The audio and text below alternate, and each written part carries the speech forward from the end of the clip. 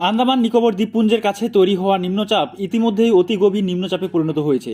প্রাথমিকভাবে এই নিম্নচাপের অভিমুখ পশ্চিম ও উত্তর পশ্চিম দিক, তবে শক্তি বাড়িয়ে পরে গতি পরিবর্তন করতে পারে। ধীরে ধীরে তা উত্তর পশ্চিম দিকে এগিয়ে শুক্রবার মিগজাউম নামের ঘূর্ণিঝড়ে পরিণত হবে। তবে এই ঘূর্ণিঝড় কোন পথে বা কোথায় ল্যান্ডফল করবে সেই বিষয়ে এখনও পাকাপাকি কোনো আপডেট মেলেনি। ওদিকে বঙ্গের আবহাওয়া নিয়মিত ভোলবদল, এই গরম তো এই ঠান্ডা। ডিসেম্বর এসেও শীত যেন নাগালে আসছে না, কবে পড়বে ঝাঁকিয়ে ঠান্ডা? কি জানাচ্ছে আবহাওয়া দপ্তর, আসুন জেনে নেওয়া যাক বিস্তারিতভাবে আজকের এই ভিডিওর মাধ্যমে।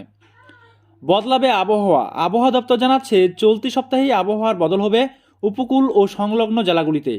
কালো মেঘে ঢাকবে আকাশ, পাশাপাশি বৃষ্টির সম্ভাবনাও রয়েছে।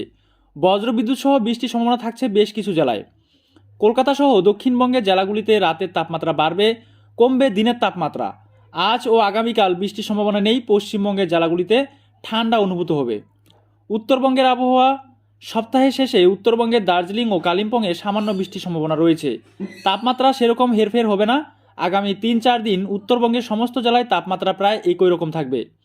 তো বন্ধুরা, এই ছিল আপাতত আজকের আবহাওয়ার আপডেট। পরবর্তী আপডেটের জন্য অবশ্যই চোখ রাখতে হবে আমাদের এই বাংলা খবর ফেসবুক পেজে।